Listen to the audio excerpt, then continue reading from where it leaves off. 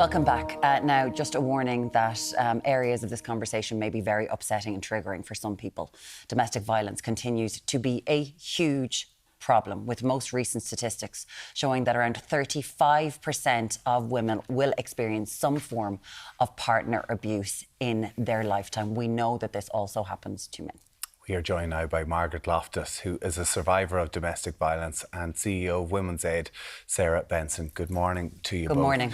Thank you so much for coming in. Margaret, listen, you were in an abusive relationship. Your ex-husband, Trevor Bolger, he was recently convicted of assault against you. Can you take us back to 2012 and tell us about what happened in your attack? I was travelling down to Mayo for my brother's 30th birthday, and we got to Mayo, we were quite late. So when everyone was already at the party when we got in, I went to speak with my family when we got in the door, and he just stayed at the bar and stayed there for the entire night. So while I was speaking with my family, I could see at the bar something obviously had triggered him, because I just knew by his face and he wasn't mingling with anyone else. We left that party before 12 p.m. because I knew that my son was due a feed. So we went home and there was no conversation in the car. We got back to the house and my aunt left. She had been minding the kids for me. Both children were asleep at that time in the room. We went into the room and we lied in bed, and I just knew I actually knew something bad was going to happen. And that led to a prolonged, sustained attack on me, where I was violently assaulted a number of times. That attack lasted between an hour and a half. And when he eventually stopped, I couldn't get my phone to turn it on to dial 999, because I would have had to let go of the kids to reach for my phone, and I didn't want to take that risk. So the only way that that attack stopped and that I could de-escalate the situation was I had to get on my hands and knees at his request. And I had to swear that I would never speak to my family again, that we would never come to Mayo again, and I would never do this to him ever again. And I'd done that. And it de-escalated the situation. And he eventually fell asleep.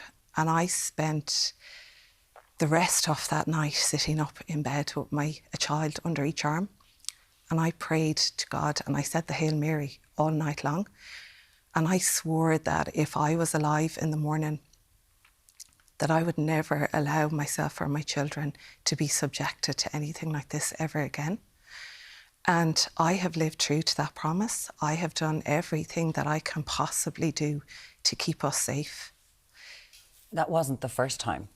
No, this was not, but this was the second time that I felt my life was at risk. So I knew that if I did not leave the relationship, that there was a huge possibility that I would be killed. You were using language like de-escalation, you know, very, very formal, very proper language about what you have to do in situations like this, like you would be taught if you were in a professional setting. And that's because you knew how to do this because you were a member of An-Garda Síochána.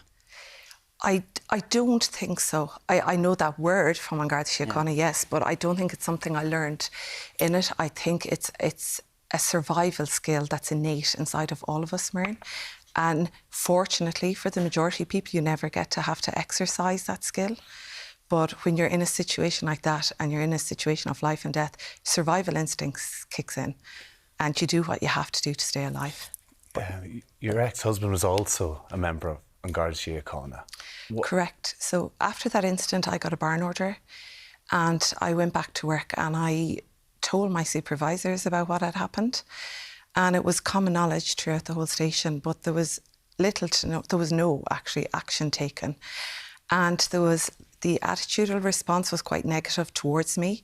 I lost a lot of friends. I noticed most people just kind of backed away from me and just didn't want to have anything to do with me. And it was really difficult at that time. So in 2013, I made an application to transfer west to be closer to my family.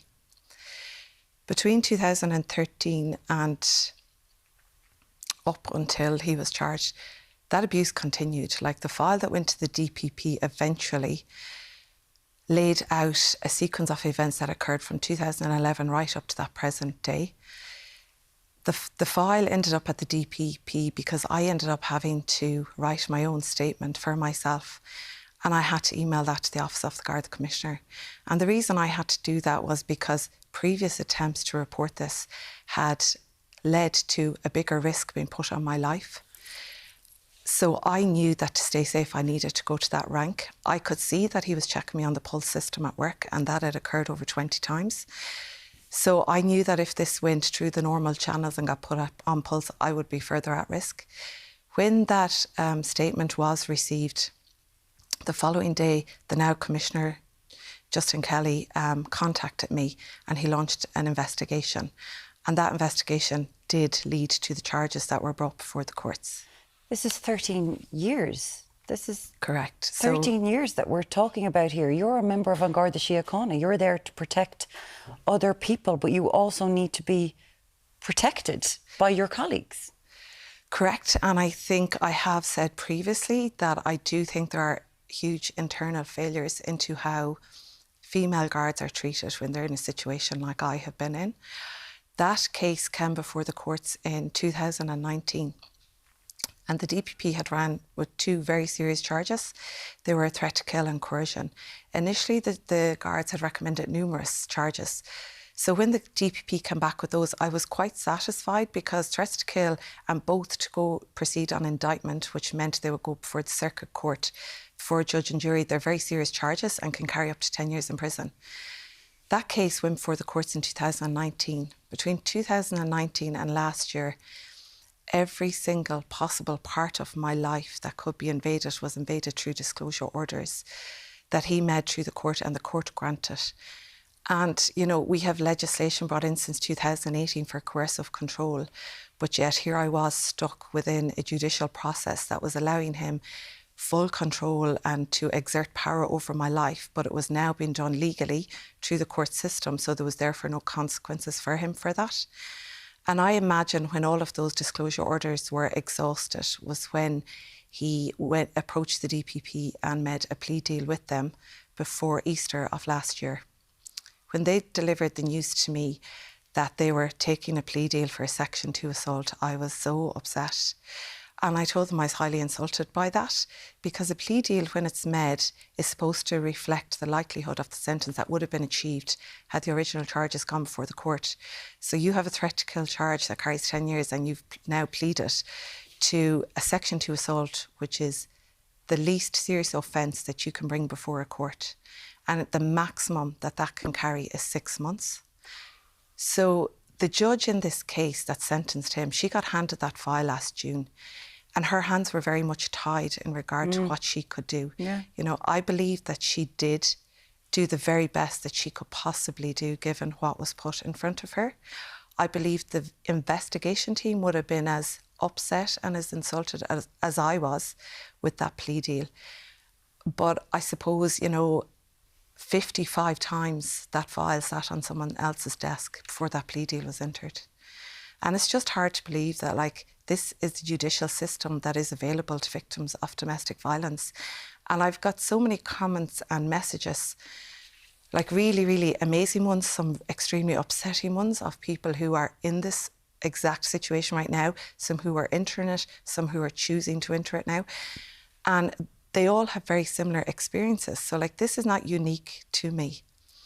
And I know the legal system, and I can see the flaws, which I suppose is a benefit in one way, because I can see where the judicial system is falling down. But it is I'm dismayed that this is what is available at this day and age. With all we hear about zero tolerance of violence against women, I can't believe that anyone could realistically sit in front of me and tell me that we have a society or an organisation or a judicial system who has zero tolerance for violence against women, if this is the actual reality of what I lived and what I experienced. Yeah. When I was even just reading your story last night and even hear you speak about it, it's truly shocking, Sarah. But it's something I'm sure that a story you hear all too often. Yeah, unfortunately, Margaret's story isn't unique. I mean, there's things that really do stand out, in particular the fact that that both Margaret and her ex-husband were members of An Garda Síochána, and kind of seeing, going back a decade, what the culture was and how a victim survivor is treated versus a perpetrator. And I think that there was really clear questions there, and hoping that, you know, in the intervening decade, that an awful lot has shifted, such that if a member of An Garda Síochána was to say, you know, that they have been targeted as a victim of domestic violence, and particularly if the perpetrator is also a member of the force, that there would be a lot more transparency, a lot more clarity, and a lot quicker action to make sure that their rights are protected, and also that really privileged access of somebody who is a member of the force, who has access to pulse, has power, has influence. You know, they need to be held to a much higher standard, because trust in An Garda Síochána is vital. But the broader system is also part of Margaret's journey in terms of how long the process took, how many, you know, times you had to go to court. And unfortunately, that isn't a unique story. And we are trying ourselves, our colleagues in the sexual violence services, survivor advocates, and many within the system as well, to try and make sure that justice, you know, is not denied, and that these barriers need to be taken down. And there is a lot of work being done to try and improve that system, to rebalance the rights of an accused with the rights of a victim. I think while this case was ongoing last year, an awful lot of people, they had their mouths on the floor. You were also, as a member of An Garda Síochána, we saw just back in 2019 to 2020, over 3,000 victims of domestic abuse had their calls cancelled on the Pulse system. The guards cancelled them. They didn't go out to them. This is something that the former Commissioner, Drew Harris, has apologised for. But it does feel at the time that there was certainly an atmosphere of not taking these sort of things seriously. Margaret, you've lived this, and you decided to come out and to talk about your experience as a woman, as a wife, as a mother, and as a guard. During all of this going on, your ex-husband ended up getting a promotion within the Guard, or he ended up, you know, he lived his life. He continued to keep on going with his life. How did that feel to you? He was promotion given a firearm after he was formally interviewed for threats to kill me. So it really put a damper on the value of my life. While I was being punished and intimidated throughout this entire process, he was being rewarded and allowed to flourish. So it just sends a very damaging message. And I suppose for anyone that is listening here today, I have said that silence only protects abusers, but I would like to also acknowledge and honour all of the women whose silence is all that's keeping them alive right now.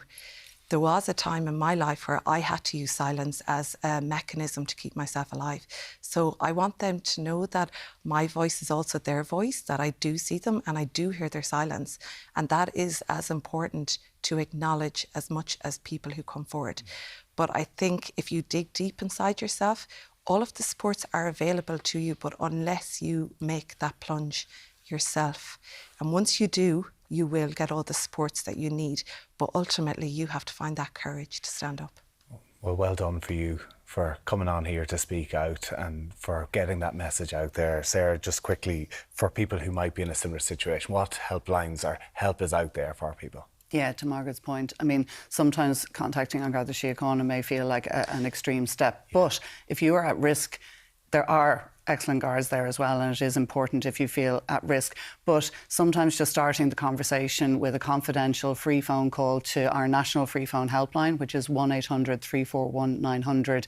It doesn't have to be a crisis. It can be just where something is not feeling right in your relationship, and that service is there 24/7, and we can direct callers to every local service all around the country, and that could be just a really important starting point in someone's journey to try and get to safety. And Sarah, of course, you are connected with Men's Aid. We do realise that this happens across genders, but that message that you just gave, Margaret, for anyone who's in it right now, that's so important. It is so important, and unless we all stand up, unless women support women, unless we support people who do stand forward, unfortunately, this crime is going to continue going unchecked. So please find your voice, please come forward, because the only way we can change the societal response to domestic violence is by coming forward and speaking up. Yeah, absolutely. Listen, Margaret, thank you so much for coming in and speaking to us today. Margaret Loftus, a domestic violence survivor, great to have you with us. And Sarah Benson, CEO of Women's Aid. Always great to have you with us, Sarah. Thank you.